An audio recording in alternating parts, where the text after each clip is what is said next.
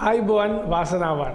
ඉතින් ගියවර ලෝක කුසලානයේදී අපි ඔබ ෆෑන් ටොක්ස් වලින් හමු වුණා වගේම මෙවර 20 කුසලානයේදීත් අපි වෙන්න බලාපොරොත්තු වෙන තමයි අපි ඔබේ ආලින්දයට ඇවිල්ලා ඉන්නේ. ඉතින් ඊට ක්‍රීඩාශීලී සැන්දාවක මම කියන්න කැමතියි අතරම අපි ශ්‍රී ලංකාව සහභාගී වෙන සෑම තරගයකදීමත් ඒ වගේම අවසාන වටේ පැවැත්වෙන සියලුම තරගවලදීත් ඔබව හම් වෙන්න අපි එනවා ඔබේ ආලින්දයට. ඉතින් අද තරගය අදින් ආරම්භ වෙනවා ලෝක කුසලානේ. ඉතින් අද තරගය තමයි ශ්‍රී ලංකාව සහ සිම්බාබ්වේ අතර. ඇත්තටම කියනවා නම් අද තරගය ඊතරම් අපිට අමාරු වෙන එකක් නෑ. මොකද ඊළඟ තරගයේ දකුණු අප්‍රිකාවත් එක්ක තියෙන තරගය තමයි අපි පොඩි අවධානයකින් මේ ශ්‍රී ලංකාවේ ඒක වැරදි. එහෙම කියන එක වැරදි.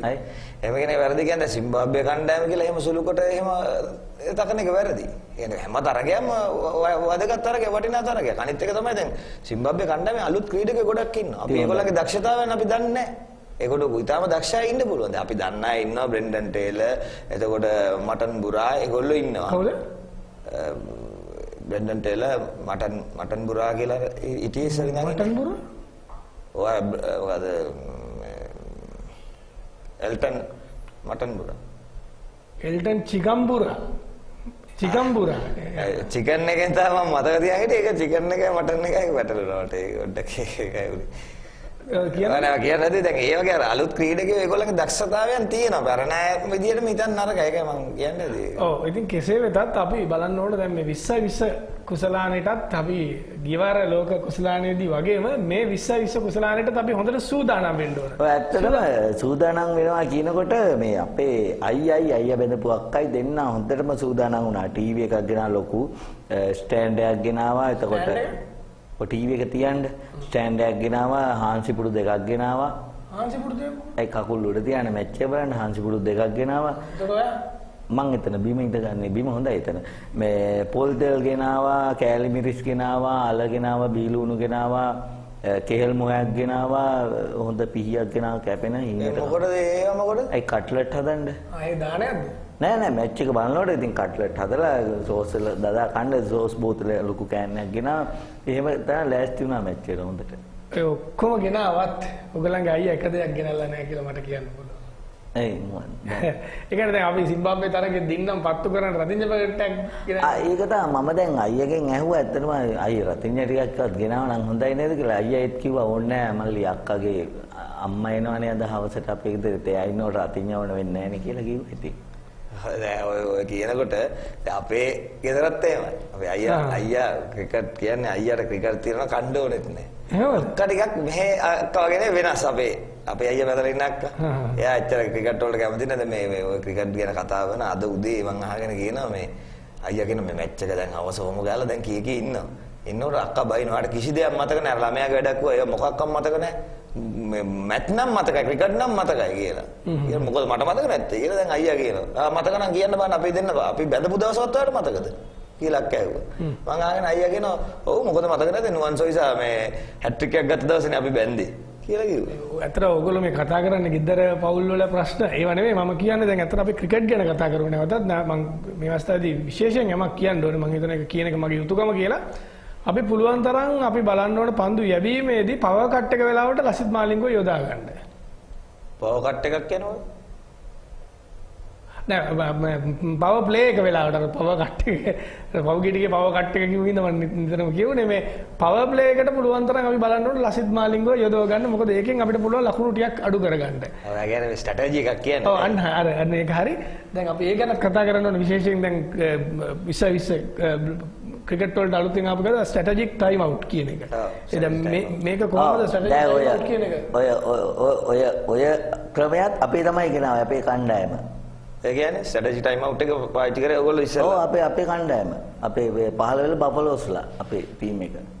හොඳ? 15 වෙනි බෆලෝස්ලා තමයි ඔය කිව්ව එක පාවිච්චි කළේ මුලින්ම. දැන් ඒතකොට මේ කජුවත් නැද්ද දැන්? කජුවත් නෑ මට ඉන්න බෑ මගේ ලයිෆ් ස්ටයිල් එකට එතන සෙට් වෙන්නේ නෑ මං ඊට ඒගොල්ලන්ගෙන් අයින් වුණා මට ඒගොල්ලෝ ක්‍රිකට් හරියන්නේ නෑ බොරු මොකක්ද අරලා උනේ මේගොල්ලන්ගේ අක්කයි කජුවත් පොල් සමානලාගේ අක්කලා සීට්ටුවක් දාලා හරිද ක්‍රිකට් කතාවක් නෙවෙයි මේක සීට්ටුවක් දාලා අක්කා සල්ලි දීලා නෑ මග ඇරලා දැන් ඒගොල්ලෝ ඒ අක්කලා කරලා ගෑනු කට්ටිය රණ්ඩු වෙලා ඒකින්ද මෙයාටත් ඒ යන්න බෑ එහෙමද ඒකනේ ඇත්ත කතා ඇත්තනේ ඉතින් බොරුවට කියන්නේ හරි දැන් කියන්නේ ඔයගොල්ලන්ගේ හරි ලොකු මේක මොකද්ද පාලවැල බබලෝස්. ඔව් හරි නම ඒක පාලවැල බබලෝස්. ඇයි ඔයගොල්ලන්ගෙත් එහෙමනේ. ඉතින් අපි පස් කෑල්ලේනේ අපි. ඉතින් පස් කෑල්ල යුනයිටඩ් මේගොල්ලන්ගේ නම. ඉතින් මොකද්ද? පස් කෑල්ල යුනයිටඩ්. අපි කතා කරමු. ඔව් දැන් ඇත්තටම ඔයගොල්ලෝ කියපු ඒ තාක්ෂණය අපි තමයි මේක භාවිතා කළේ. මොකද්ද අපි කියපු එක කියන්නේ? ඔය දැන් ඔය දෙන්නම කිව්වේ ඒක. මොකද්ද? නෑ දැන් ඇත්තටම අපි නෑ පොඩි මොකද්ද අපි කිව්වේ මොකද්ද? ඔයගොල්ලෝ කිව්වේ මොකද්ද මේ මොකද්ද? Strategic time out. ඒක අපි තමයි. හරි ඔව් ඉතින්. ඒ අපේ 15 වෙල බෆලෝස් අපි ප්ලේ ශ්‍රී ලංකා කරනකොට අපි තමයි ෆීල් කළේ. අපි බෝල් කළේ. එතකොට මැද්දෙන් හරක් රංචුවක් ආවා. හරක් රංචුව යනකම් අපි ඉතින් මේ පොඩ්ඩක් කාලය ගත කළා පැත්තකට වෙලා. ඒ අතරේ අපි කතා කර හිටියා. ඊට පස්සේ අරගොල්ලෝ ශ්‍රී ලංකා කරන වෙලාවේ කිව්වා මේ ඒගොල්ලෝ මේ බෝල් කරන ෆීල් කරන වෙලාවේ කිව්වා අපිටත් ඕනේ ඔයගොල්ලෝ විනාඩි දෙක කාලයක් ගත්තා පොඩ්ඩක් කතා වුණා. ඒ හින්දා අපිටත් ඕනේ මේ වගේ කාලයක් පොඩ්ඩක් කියලා අපි ඊට පස්සේ ඒකෙත් ඊට පස්සේ තමයි ඒගොල්ලන්ටත් ඒ ක්‍රමය ආවේ. ඒගොල්ලන්ට විනාඩි දෙකක් දුන්නා විනාඩි දෙකක්. මේ හරක් පැන්නේ ඉන්න. ඔව් අනිත් එක තමයි දැන් ගහනවානේ ට්‍රම්පට් පාර්ට් එකක් අර මෙහෙම ගහන්නේ. කියලා ගහනවානේ ට්‍රම්පට් පාර්ට් එක.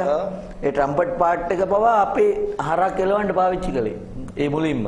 ඒක තමයි දැන් ඔය හැම මැච් එකකටම පාවිච්චි කරන්නේ. අද ඔයගොල්ලෝ හරක් එලවන්න ගහපු එක නලාව තමයි දැන් ඔය හැමෝම ගහන්නේ. නෑ අපි ගෙනාවේ බස් එක නලාවක් ගෙනාවේ. නේද ඒක තමයි ගහන්නේ උනා. ඔව් ඒක තමයි දැන් දිගට ස්ටයිල් එකක් විදිහට යන්නේ.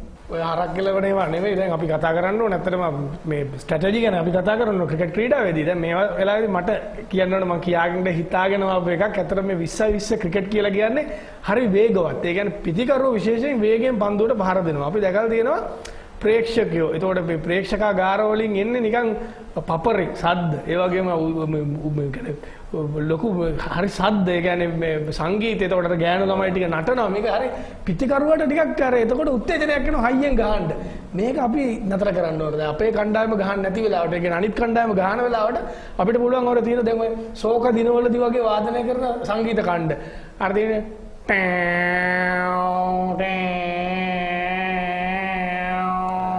එපා වෙන්න දෙකට පිටිකරුවෝ එතකොට ගන්නෑ.